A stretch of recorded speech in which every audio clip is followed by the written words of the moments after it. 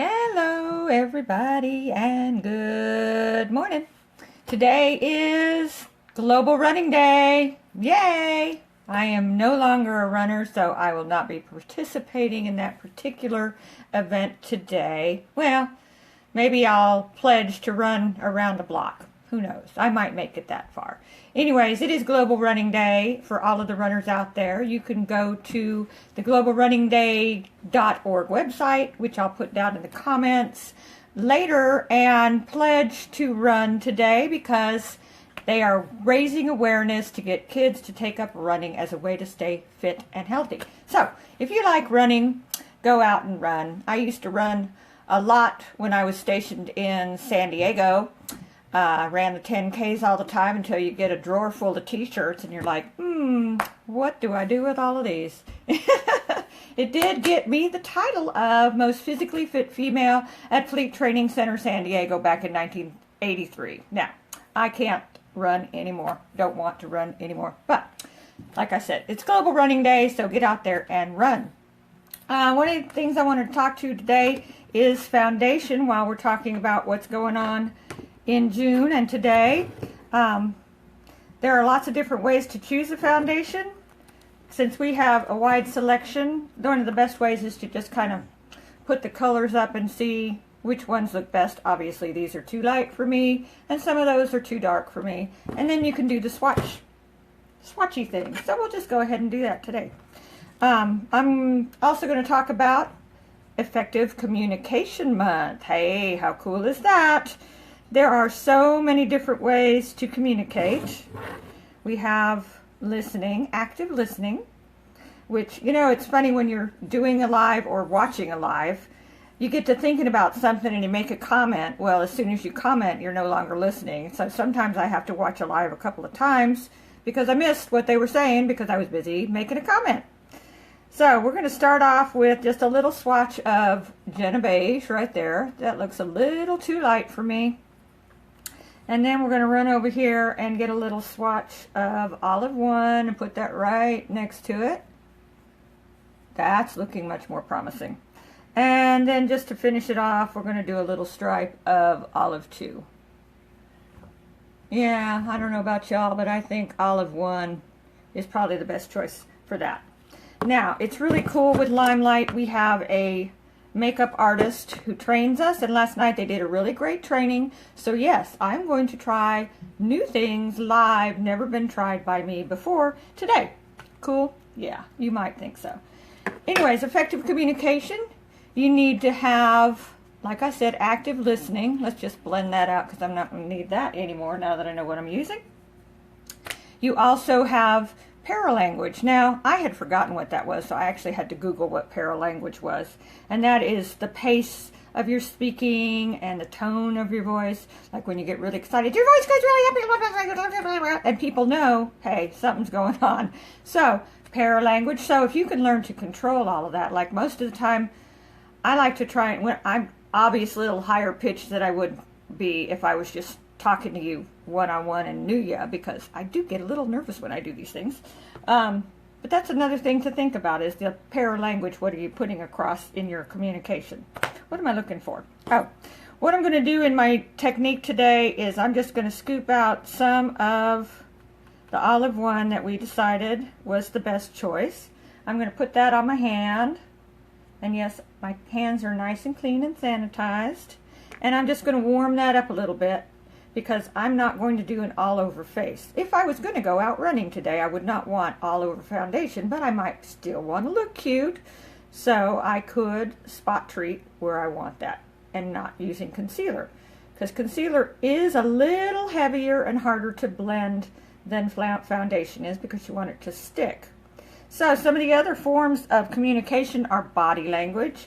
I know back when I was just getting out of high school, body language was the big thing and everybody was writing books about it. You know, if you cross your arms like this, that you're distancing yourself. Well, most of the time, if I'm crossing my arms like this, it's because I'm cold.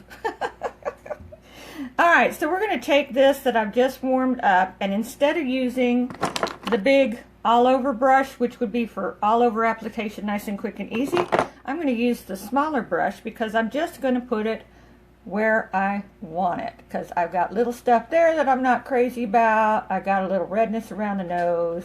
I got some discoloration on the nose. Heck, we might as well just do the nose right there in the creases. So we're just going to put it strategically placed. I also have some sun damage up here on the forehead I'm not particularly crazy about, so we're going to cover that up. And then there's my driver's side sun damage.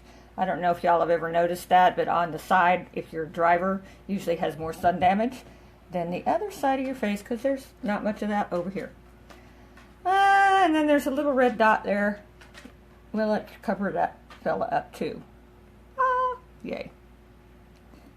And isn't that cool that I've evened out my skin tone a little bit without having to put everything everywhere, which is kind of nice. Now, if I'm still not happy with what's going on, I can use concealer.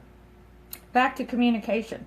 Written communication. You know, now that we're texting all the time and you don't get the paralanguage part of that as to what the emotion really is, how many people have gotten in an argument over a text message?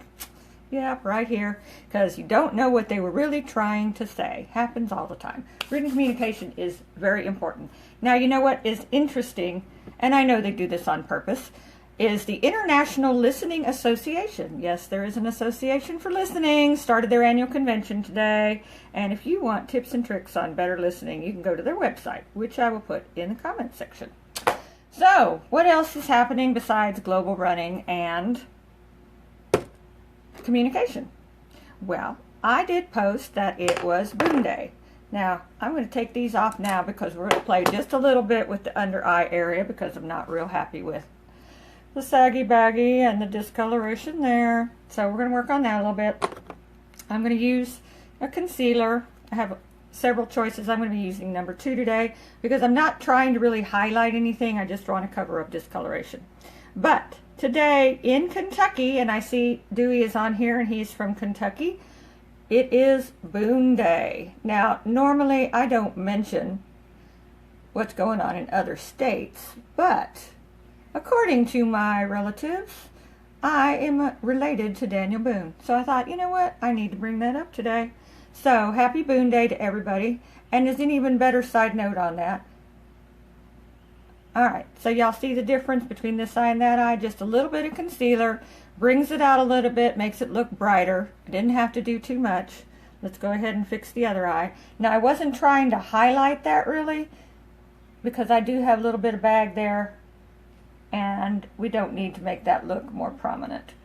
But my great aunt Alice, her daughter Carol, was a model in the 1960s, and she was actually chosen to be the stand-in for Fess Parker when they were doing the Daniel Boone series. So some of you might remember the Daniel Boone series, but Fess Parker played Daniel Boone, and my cousin Carol was his stand-in.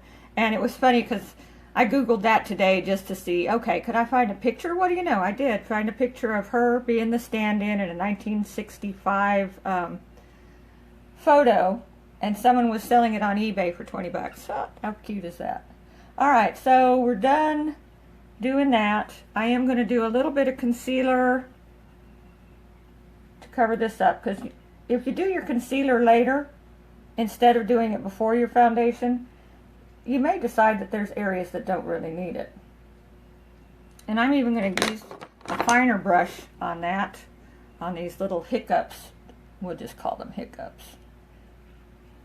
Cover those up a little bit. Then make sure it's blended out. And to set that, we're going to go ahead and put translucent powder just on that section, not on the whole thing, because I want the nice, useful, dewy look today. So we're going to look glowy. So just put the powder with like a dome brush on that section that you really want to cover up. And just as an aside for anybody who has, you know, makeup in the eyeglasses area, because I do wear reading glasses, a great tip to set that so it doesn't get messed up when you're taking off your glasses is to use our 10 Years Younger setting spray. Put it on your blender brush and then just tap and roll right in there to really set that, and that way you won't get those weird little lines where your glasses sit that mess up your makeup. So, those are our tips and tricks for today. Happy Global Running Day. Happy Boone Day for all the people in Kentucky and relatives of mine. And happy Effective Communication Month. And as always, I'm Deborah Felsky with Limelight by Alcone. And if you would like to change your look or change your lifestyle, let me know. Thanks, y'all. Bye-bye.